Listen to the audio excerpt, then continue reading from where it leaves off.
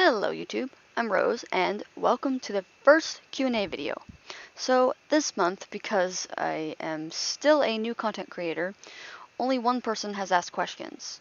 But that's okay, because they came through with more than enough for me to make a video. So let's answer their questions.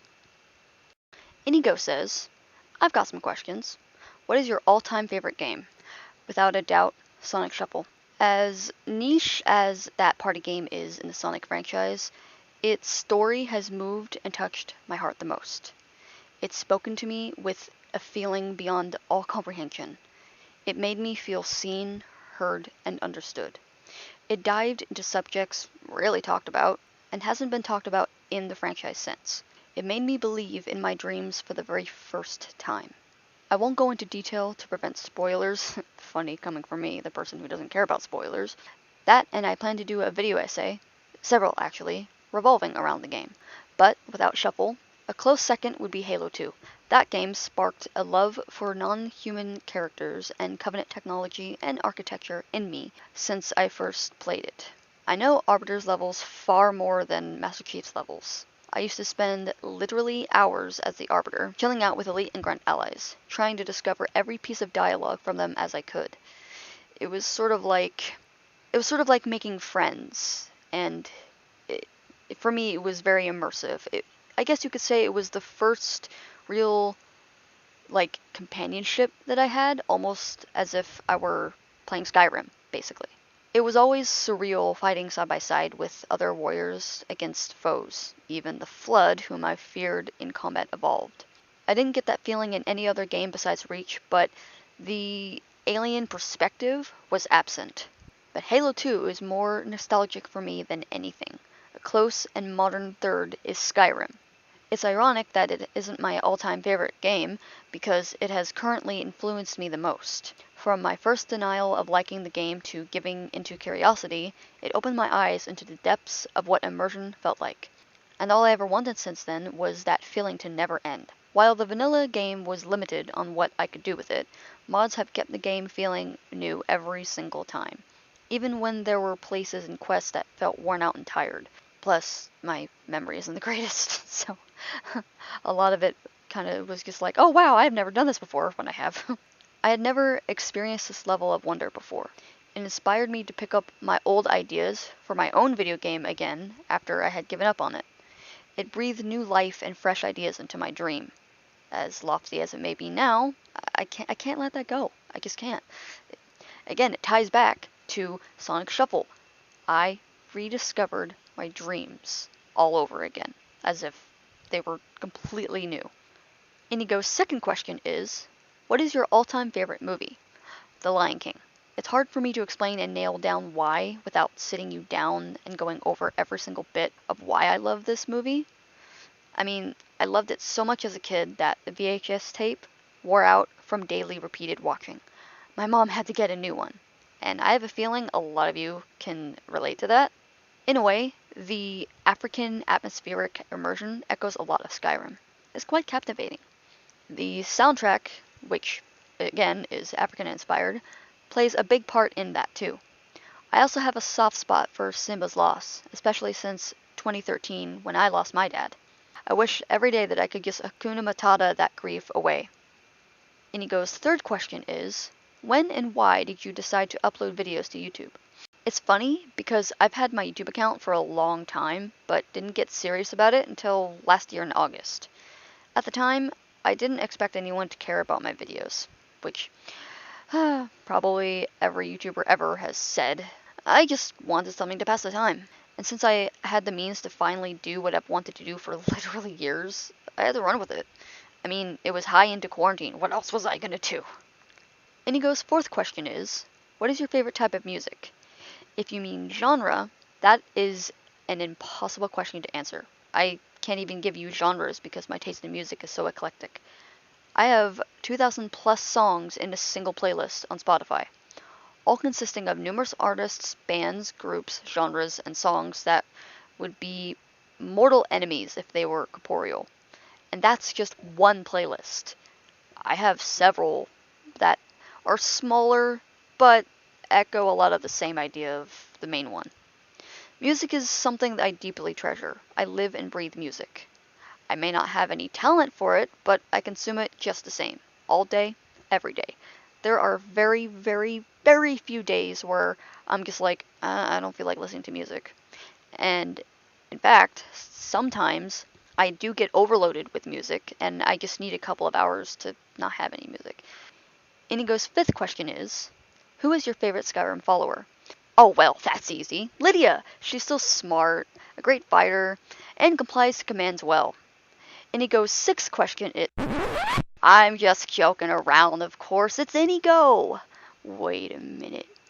Did you ask this question just to have me stroke your ego? You sly Khajiit, you. Yeah, I can't deny it, though. Your creator made you with love, and you're a living, breathing work of art. Don't let that get to your head, though. Anyway, you feel ridiculously tangible in-game. Again, another big part of why Skyrim's immersion was a big hit for me.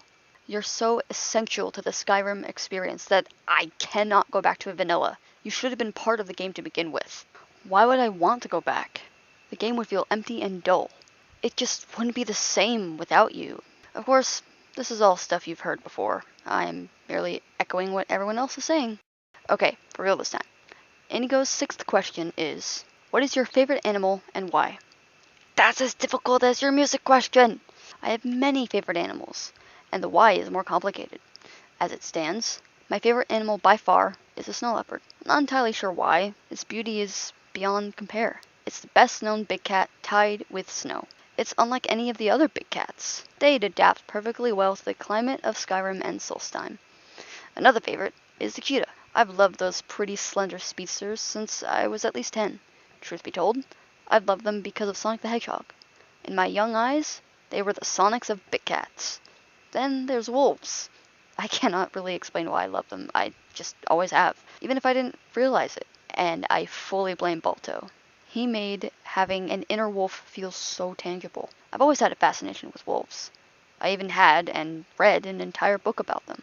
Honestly, I could be here all day talking about animals. I don't know. Maybe I'll do a video on all my favorite animals someday. Probably not, but we'll see. Inigo's seventh question is there any day that you just feel like, I'm not in the mood to record a video today? If yes, does it occur often? That is a loaded question. Due to my workaholic-like nature, I don't remember ever feeling like this. I schedule my days as best as I can. I think the only time I've ever felt anything close to this is if I'm too brain dead to think and can't record. But even then, I power through, which isn't the best idea. But then again, I did choose to end House Flipper episode 4 due to not being able to think properly, so maybe I'm learning from that. Inigo's eighth question is, if you could change one thing, what would it be?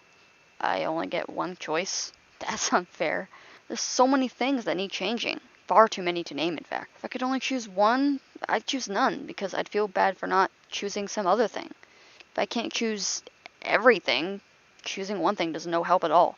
But I guess if I was forced to choose something, the one thing I would choose that is on my heart is how furries are treated unfairly for misunderstandings and miseducation. Inigo's ninth question is, what is your favorite mission in Skyrim? I have several. Technically, it's a part of a quest, but simply speaking to Parthenax or Durnavir. I could listen to those two dragons, specifically party snacks, all day long. Voices are kind of my thing, and I love soaking in every inflection and syllable. It's soothing.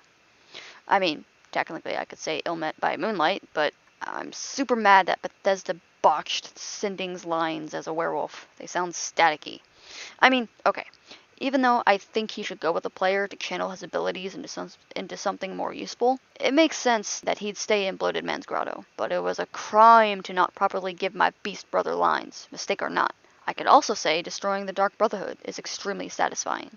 That guild gave me the creeps, and after I understood what they were about, I never played that questline again. Also, a travesty that it wasn't, expanded upon. It was a terribly short questline. A cooler guild could have sprouted up from its ashes, too. Don't ask me what, I have no answers. But I don't like Cicero, I don't like the Night Mother, and I especially do not like Sithis. So there's 3 quests for you, I guess. And Inigo's final question is, which Skyrim DLC is your favorite and why? I don't have a favorite DLC. They're all equally pretty okay. Dragonborn is only cool because of Solstheim and the Skull themselves. Otherwise, a lot of the quests within that area drag on, and I dread them because of Mr. Tentacleborn. I hate that monster with a passion. I hate his looks, his voice, what he stands for. Yuck. And worst of all, that bastard gets what he wants, and it's stupid. The only positives to Dawnguard is Durnevir, Serana, and Arvak. As a werewolf, I am legally obligated to detest all vampires except Serana. Serana's dad is just straight up toxic and vile. I literally hate that the Ideal Masters deceived Durnevir like that. Utterly disgusting. And as for Hearthfire, the idea is cool and all, but far too much work and tedium. If I were to have a house like this, it'd have to be near Whiterun. No exceptions. I'd tolerate the ridiculous tedium for that, but still, a modded breeze home is much more interesting to me. And that's all the questions. Thank you so much for sending in those questions, Inigo. Actually, wait. There was one other comment. I say comment instead of question because I don't think it's even English, let alone a question. SmashCop1 says, would you please not cringe? I'm sorry, what? I had to break my don't reply to people's questions rule because I couldn't even tell what on earth this random person was trying to tell me. Am I cringy to you? Are you implying that my content is cringe? Are you asking me not to do something that is cringe related? Like, what does this even mean? I don't even know how to reply to this. If you think I'm cringy or that my content is cringy, then why are you watching my channel? It's kind of weird. That's all I can really say, to be honest. Anyway, if you have actual questions you want to ask me, please do not post them in the comments below. That's reserved for reactions to my answers only. Go watch the Q&A series announcement video for question guidelines and ask your questions in the comments section there. Link to that is in the description. If you haven't asked any questions yet, don't be shy.